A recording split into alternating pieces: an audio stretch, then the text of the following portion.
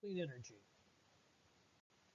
In this segment, we'll talk about three big ideas for combining electric automobiles and alternative energies like wind and solar. Talk about an idea for bus trains that work with our existing infrastructure, and a new type of nuclear energy. First of all, having internal combustion cars that burn liquid fuel produce nitrous oxide and other forms of pollution. And when we concentrate those cars in our cities, we get particularly bad air pollution problems. So this first idea is to reduce the air pollution from personal automobiles. The plan is to use variable sources of wind, like variable sources of energy, like solar and wind, and connect them to the car batteries in our vehicles. The examples over on the right are some new solar roof panels by Tesla that look just like regular roofs shingles.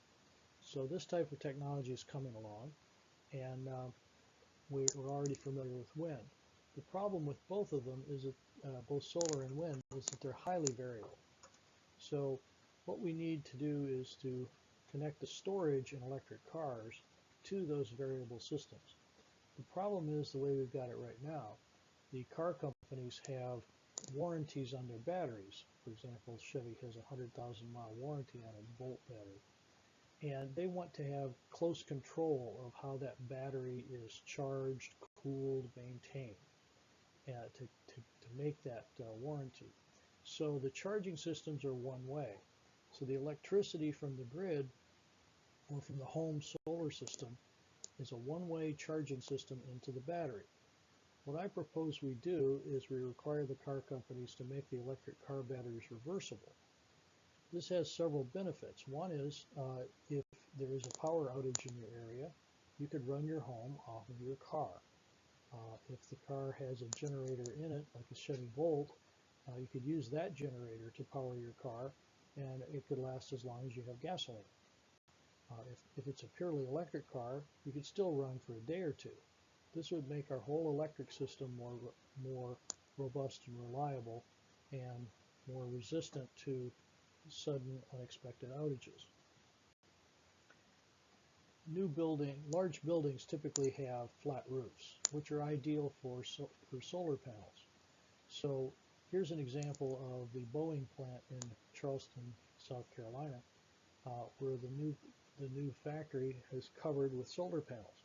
The problem with this system is that it feeds directly into the grid, and the solar panels provide heat or provide electricity during parts of the day when it isn't necessarily needed in large quantity.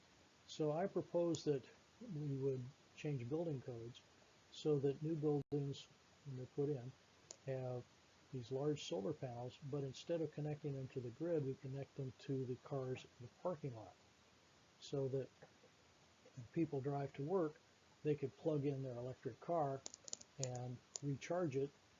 But also, the batteries in these cars would provide a reserve of electric power.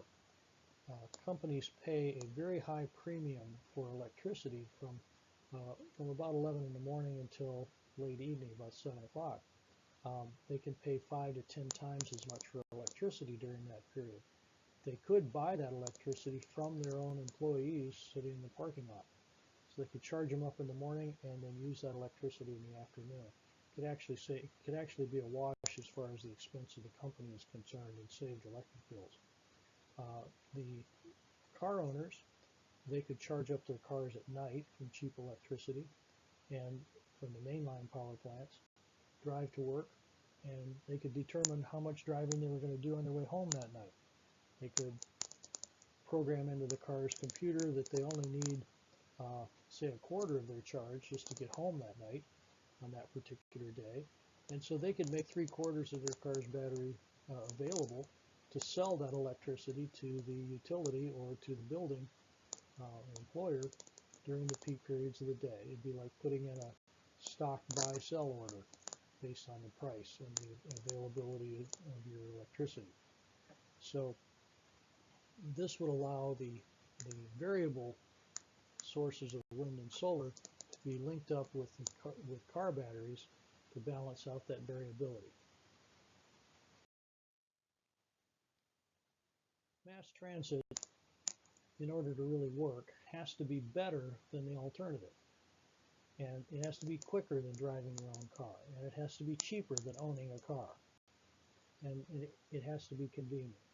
I don't think mass transit can replace all the personal automobiles, but we have about one automobile per adult in our homes, so many families have more than one car.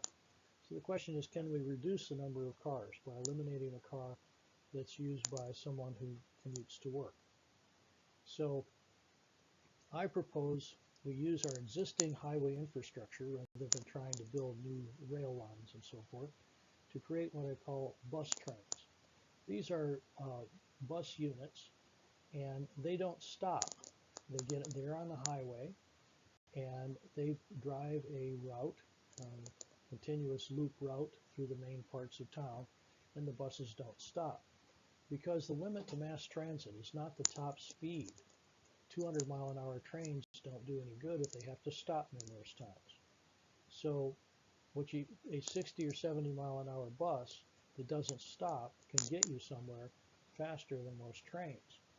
The trick is, how do you get on and off the bus without stopping? So first of all, we give the buses priority so they can cruise in an HOV lane or a specially dedicated lane, so they have minimal amounts of stops for traffic.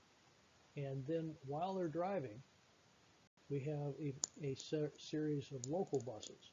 Now, the local buses will shuttle between bus stops and the bus train. We'll use the new highly automated safety systems, the driverless car systems, if you will, that would control like a mid-air refueling.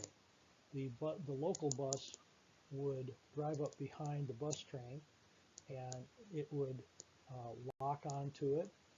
And when it was locked on and the driver could see that they were traveling at a steady speed, the doors would open and people could transfer between the local shuttle bus and the bus train. Once that was complete, they would separate. The local bus would drive to the next drop-off area and exchange patterns while the bus train moves on at a constant top speed on the freeway. The last mile is always the biggest challenge for a system like this, getting to the bus station at either end. The driverless car concept could work at home, where somebody could get in their car, drive to the bus station, and then give the car directions to go back home for use by whoever was at home. Similarly, at the work end in town, either Uber taxis or driverless cars there could be programmed through an iPhone app to be available at the train station or the bus station, so that when you got off the transfer bus, there'd be a car waiting for you to take you to the last mile to work. Safe nuclear power. To replace fossil fuels with clean, safe, abundant, reliable power is going to have to include nuclear. To replace fossil fuels with power plants that can run 24/7, have large capacities, solar and wind are just too variable, and so we need something to replace coal, but it needs to be safe, clean, abundant, and reliable. Fortunately, there are several opportunities here to make this happen. And the newest one that's come about to my attention is a nuclear power system based on thorium. And thorium, first of all, it's important to recognize that the nuclear power plants in use today, specifically the one that broke down in Fukushima, those things were designed when computers used punch cards. And the uranium-plutonium fuel cycles used in nuclear power plants today are really an offshoot of the weapons program. So they're back during the Manhattan Project, there was a nuclear reactor based on thorium. The thorium bred uranium-233, which fissioned, and it was discontinued because it wasn't good at making weapons. But it was better at making nuclear power than the uranium-plutonium cycles. So we have the opportunity to go back and revisit that and make a nuclear power cycle based on thorium instead. Some big advantages of using thorium is because it can be made with a fluoride salt that's already liquid, and instead of ceramic metal-clad fuel rods that can melt down, it doesn't need to be pressurized. So you don't need a heavy steel pressure vessel. You don't have to worry about pressure explosions or steam explosions. And because you don't need these big containment buildings and pressure vessels, they could be made much smaller. Something that could be could fit into a couple of train car size boxes. The reason we have to go to nuclear is that the energy per atom is millions of times greater than it is in fossil fuel. To get a feel for what that means is, if you had a lifetime supply of thorium, it would fit in the palm of your hand. It would supply all your energy for your automobiles, heating, lighting, everything. And at the end of your lifetime of using that amount of thorium, that's how much waste you'd have. So, and the advantage of this kind of fuel cycle is that it doesn't have plutonium in the waste stream. Plutonium is the bad actor in nuclear waste because it has a long life and produces other radioactive materials when it decays. So by getting rid of the plutonium, instead of thousands of years, we can get it down to 100 or 200 years. And the way nuclear waste decays, you lose half of it at a time. So it would be down to a quarter or an eighth of its original radioactivity in a single lifetime. For more topics of this series, you can go to my channel on YouTube or go to pctraining.net/vision.htm.